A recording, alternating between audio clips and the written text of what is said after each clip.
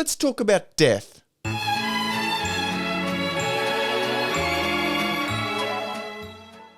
It's a pretty scary topic, even outside of a TTRPG setting, but player death in your tabletop game can be one of the most complex things to navigate, especially when you're the game master, dungeon master, or daddy master.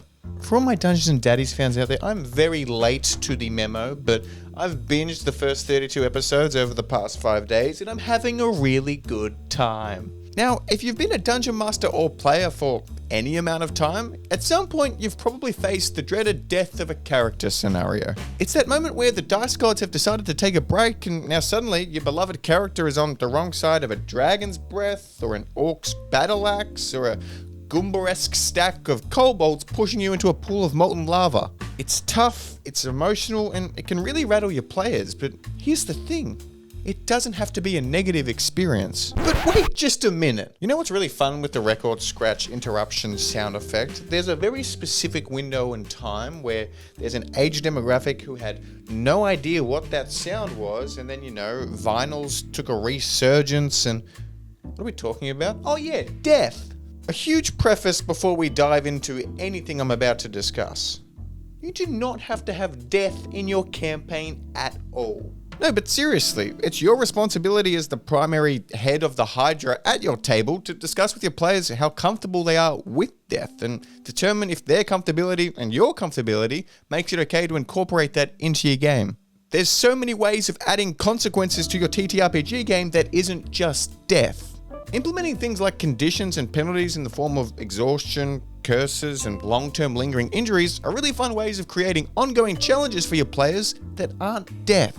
These kinds of conditions require your players to strategize and adapt, adding depth to the game without removing their characters from the play. I played in a 4-session mini-series where we all played as zombies, and that didn't have any death in it either. And yes, you might be thinking that's a confusing premise, because zombies do kind of die and turn people into zombies, but let me explain the fun mechanics of how that worked. It was a not serious campaign that didn't have to make sense, and during it, I constantly made some rather poor judgment calls, which eventually led to me losing both of my arms. Then you might be sitting there thinking, well, isn't the entire point of your character pretty useless if you can't do anything with these bad boys?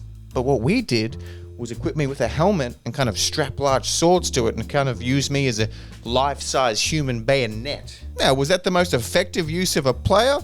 Probably not. Did we derail every single combat encounter we could by strapping more and more oversized large objects to my helmet and just seeing what would happen? Absolutely. Hi there, very sick editing me. You're about to watch some footage where there's a really stupid strand of hair just sitting in my face for whatever reason I just didn't notice for the next few minutes.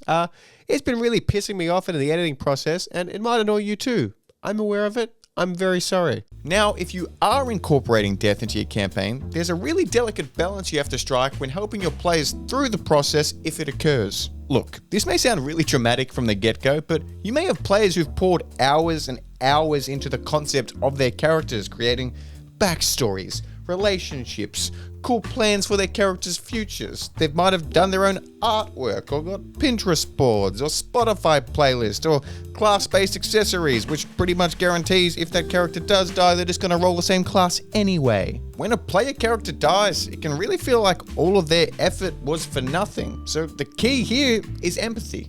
As the DM or GM, I need to decide on what I'm going to call this going forward. It's your job to recognize the emotional investment your players have and treat it with the respect that it deserves. Yeah, you might have a player or two in your party that don't have an emotional attachment to their characters, but you also might have some that do. So it's your role to kind of distinguish between those and treat them accordingly. So from all of that, how do we actually help our players through this process? The easiest first step is acknowledging the moment. When a character dies, don't just brush it off and move on. Pause the game for a moment. Let everyone take a moment to actually process what just happened. Give your players the space to react, whether that's through in-character mourning or out-of-character discussion. As I've already touched on, your player may not want or care about this occurrence nearly as much as I'm describing, and that's perfectly fine too. Just give them the opportunity to do or say as they please. The second step in this process is honoring the character's story. This can take several forms, like a dramatic death scene where the character's last moments are filled with epic words and deeds, or a simple, quiet, poignant passing. This gives a sense of closure and respect to that character's living journey, but it's also important to note that anything in their backstory still gets to exist in this world. You don't have to simply throw all of that hard work away. Use this moment to deepen the narrative and build stronger bonds within the party.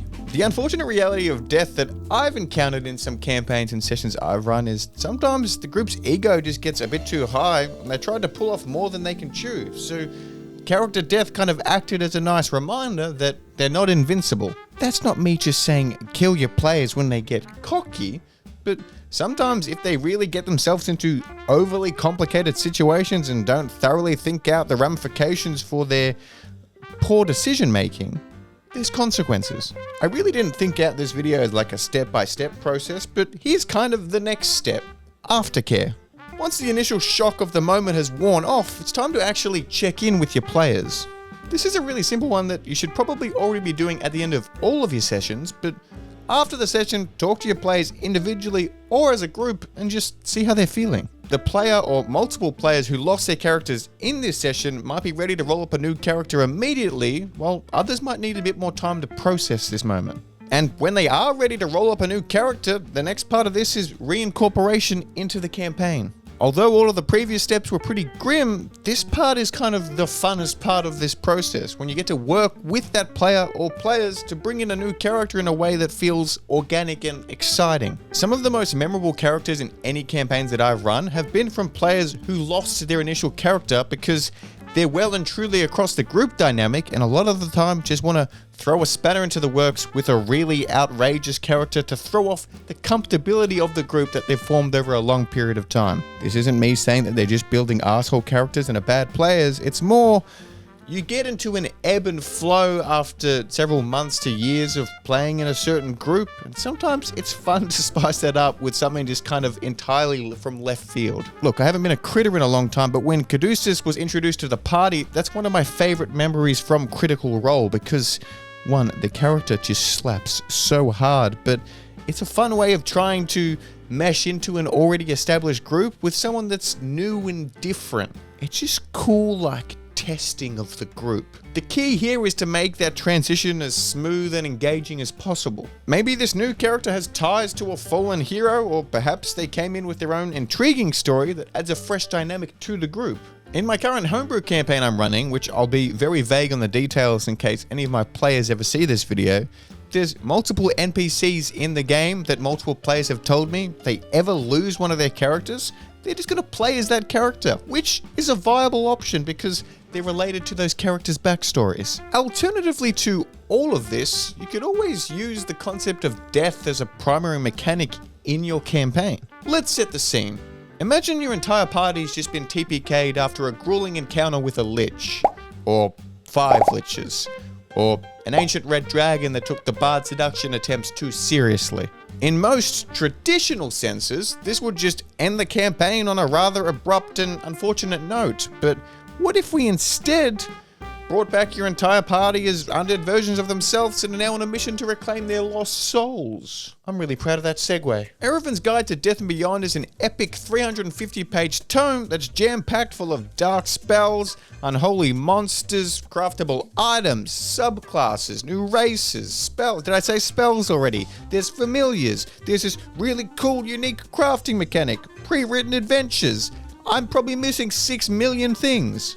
Erevan's Guide to Death and Beyond has just over 2 weeks left in their active Kickstarter campaign, and they've quite literally, like right now, released their all-in pledge that you can do to get access to so much content and goodies and STL files of scary monsters, and I'm doing this Kickstarter a disservice because there's so much stuff you can get. The campaign's also really close to reaching their next stretch goal, which unlocks this, like, unbelievably cool premise of a sentient undead ship that you can upgrade. So, if you don't want to miss out on any of that, or the previously 9 unlocked stretch goals, check out the link in my description or the pinned comment. But hey, sometimes the dice just aren't in your favor, and that's okay too. Embracing the randomness of this game is part of the fun.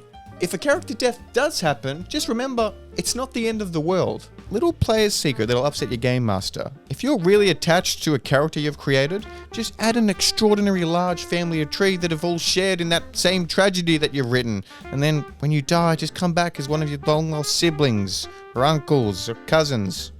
Work smarter, not harder. As a nice kind of closing segment, I thought it'd be fun to kind of pay tribute to some of my players' fallen characters or characters of mine that have died during a lot of shenanigans a lot of the time. So, here's to all of my players' fictitious parents.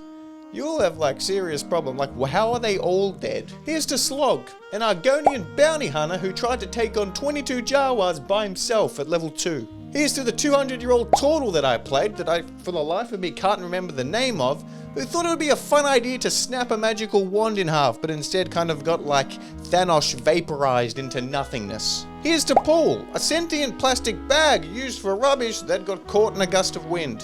And here's to my favorite NPC I've ever created, Anthony Calcutta, a Hexblade warlock that was tricked into believing that he killed his family. So, to make up for his actions, he sacrificed himself. It's pretty heavy, but he's like a really cool... I'm going to make a whole video on him one day. I love him. And of course, here's to your fallen heroes, or the new ones yet to come. May your dice roll true, your stories be epic, and your adventures be unforgettable.